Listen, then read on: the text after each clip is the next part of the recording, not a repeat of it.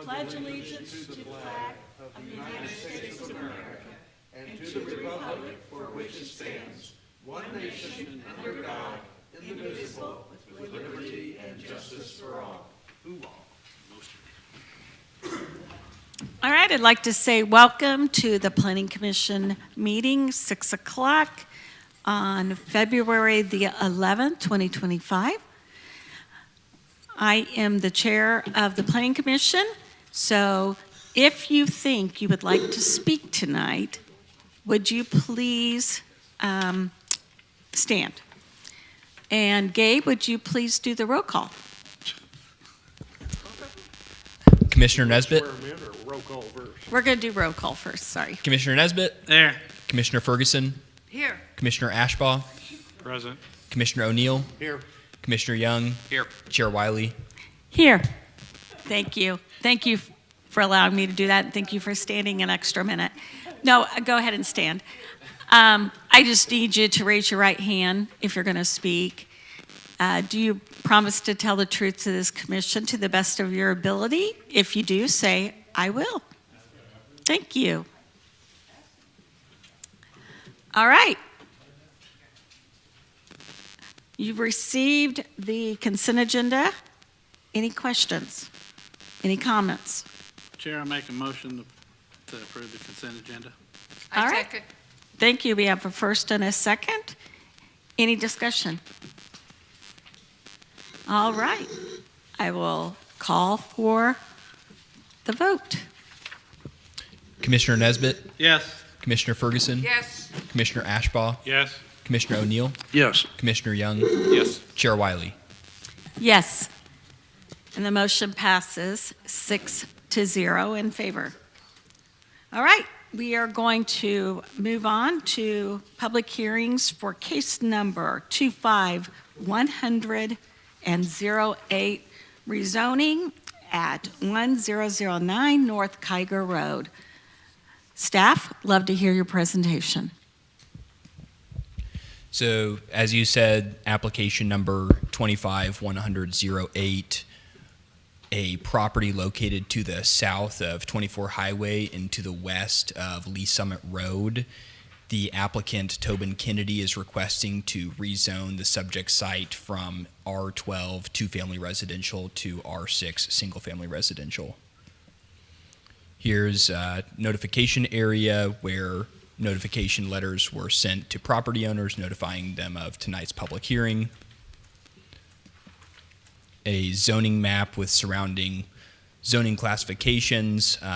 The property directly to the north abutting the subject site is zoned R12 and the existing land use is duplex.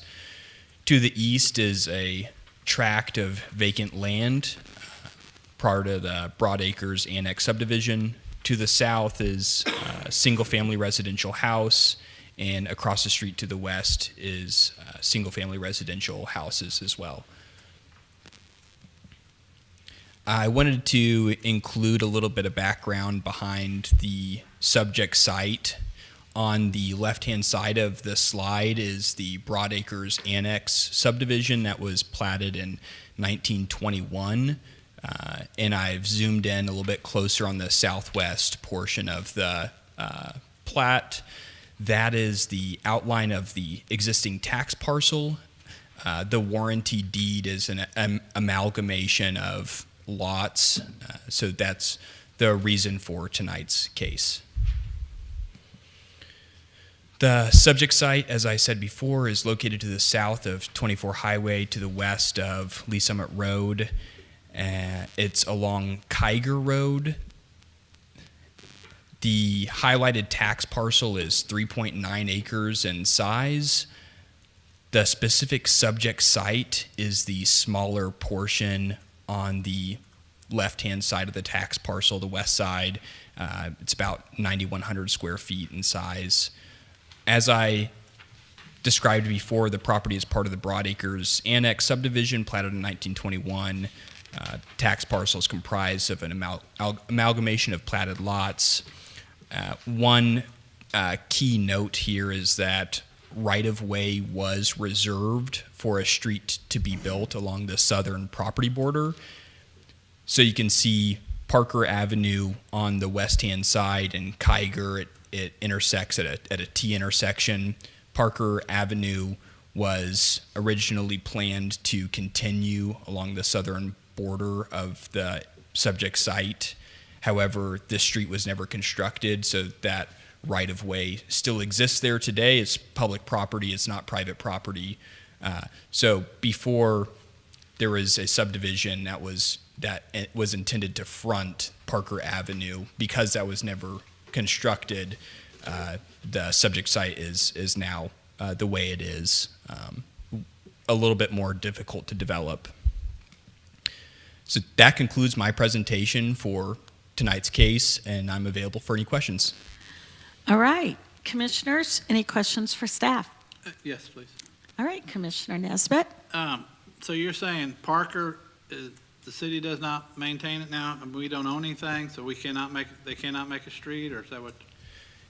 So if you wanted to develop those lots here indicated on the right-hand side of the screen, if you can see that, Yeah, that's it. then a street would need to be constructed. The responsibility generally falls on a developer to install infrastructure, including water mains, sanitary sewer, streets. Okay, but they could do that if they wanted to. They could potentially do that if they wanted to. That's correct. Okay, that's what I wanted to make sure. Okay, thank you. All right, anyone else? Questions for staff? All right, Mr. Kennedy, I'd like to invite you up. Would you please state your name and your address? Tobin Kennedy, my home address. Did you stand and raise your hand to speak? I did not. Okay. I didn't know that applied. Go ahead and raise your hand. Yes, ma'am. And do you promise to tell the truth to this commission to the best of your ability? If you do, say I do. Yes, ma'am. All right, thank you. What should we know about your project?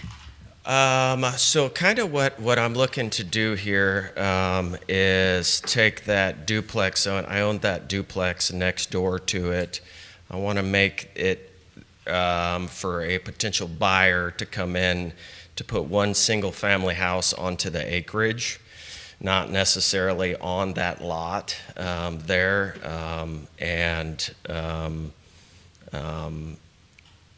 The next step in this, from my understanding, is that I'll have to get a variance, contextual variance setback.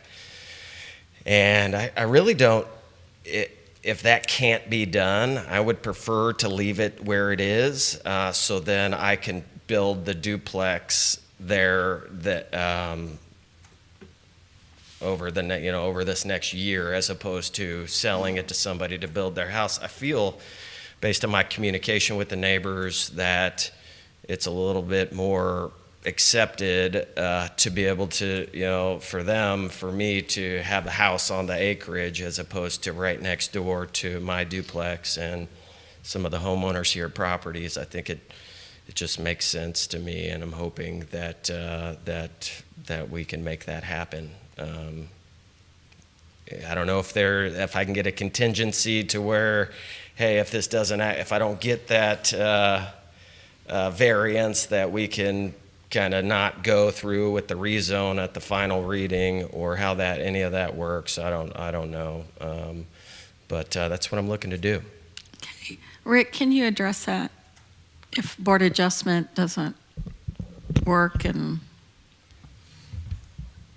So, I mean, there's really nothing we can do about the Board of Adjustment. I mean, they're kind of their own entity, so we can't really make anything contingent on that. Could he pull the case before it goes to the city council if he changes his mind? Or once we send it as a recommendation for a zoning change, is it? Well, it's kind of a step process, because in order to do the minor subdivision to combine these two lots, you would need to do the rezoning.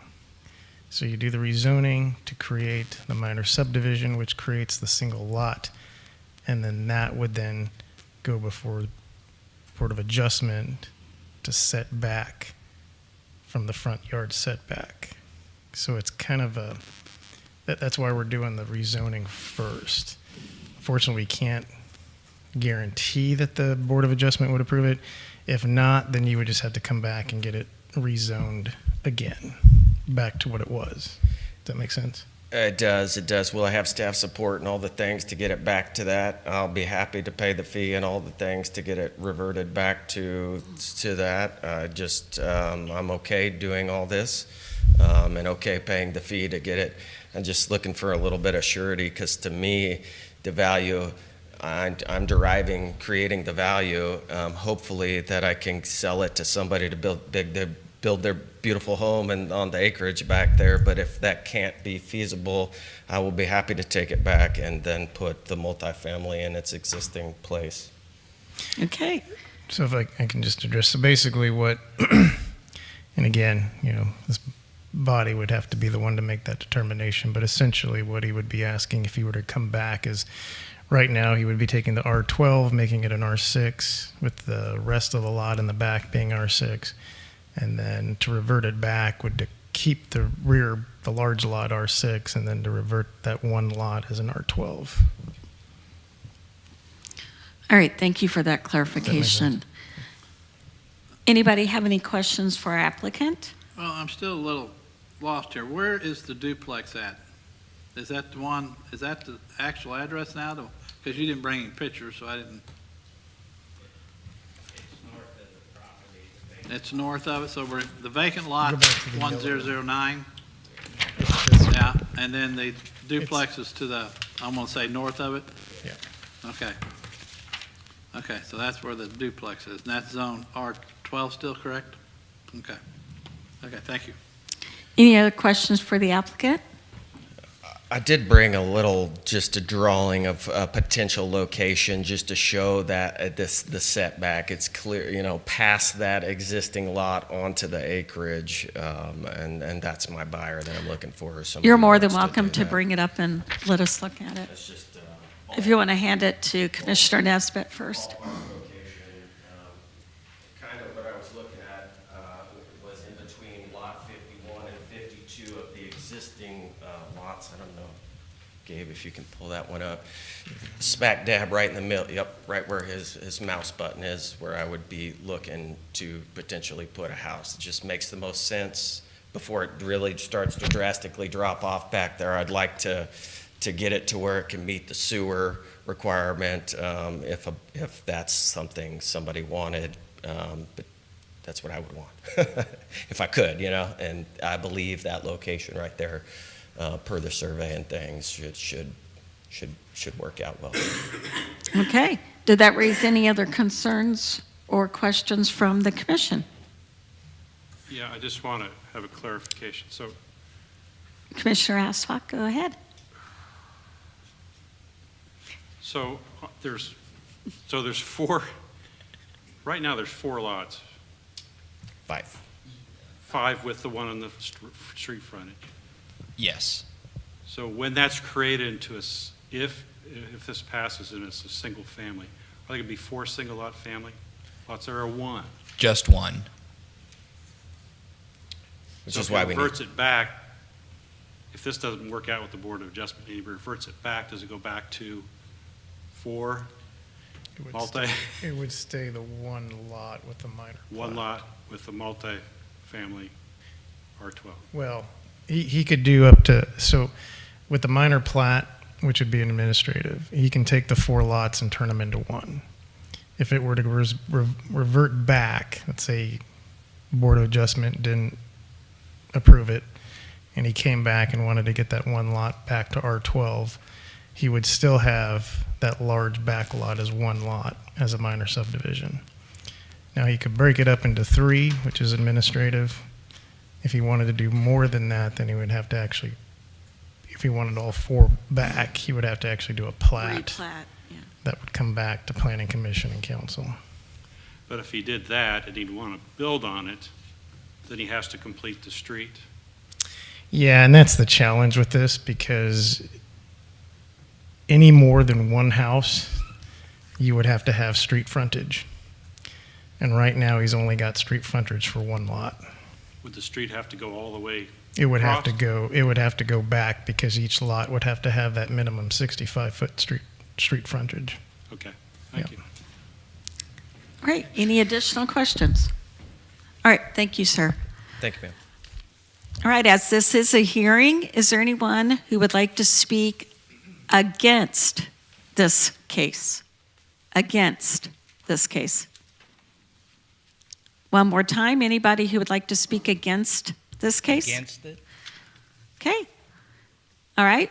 Would anybody like to speak for this case? All right, sir, could you give your name and your address, please? Reggie Wolf.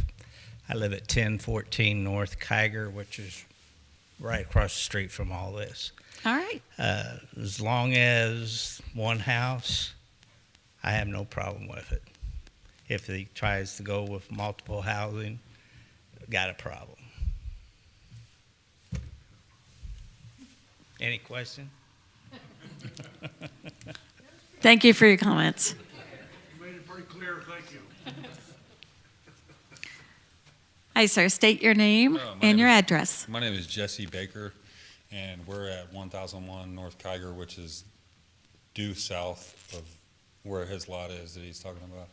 We don't have any opposition to this single family, and just so you guys know it, if they were to try to shoot that Parker through to Lee Summit, there's massive power lines like right in that, you know what I mean? So I think that might have a little something to do with why it would be problematic, is big poles. But at any rate, yeah, we have no opposition to that. So yeah, it would be better for us to have like a little through and then have a home back there than to put a house. There's not a lot of room there. You know what I mean? If he wants to put a duplex there, it's going to be like piled on, and you know, whether or not you care about how things look, it would look pretty busy right there. So, but anyways, yep, that's all I have to say. Okay, thank guys. you. Yep. Anyone else like to speak in favor? All right, I'm going to go ahead and close the hearing. All right, any final questions, commissioners, for staff? Any questions among ourselves? Chair, I make a motion. Yes, I will entertain a motion. Make a motion approval 25-100-08 rezoning 1009 North Kiger Road. Second. And I have a second? All right. Are we ready for a vote? All right, please call the roll. Commissioner Nesbitt, Yes. Commissioner Ferguson, Yes. Commissioner Ashbaugh, Yes? Commissioner O'Neill, Yes. Commissioner Young, Yes. Chairman Wiley. Yes, and the motion passes 6-0. Congratulations and good luck. All right, roundtable for tonight. It shows that we will have a meeting, but since we did not continue the case and we close this case, this hearing, to send it on for recommendation, we are free. There will not be a second meeting in February. So enjoy. And we will see you the second Tuesday of March. Have a good and safe night. Stay warm. And it is now 6:18, and this meeting is adjourned.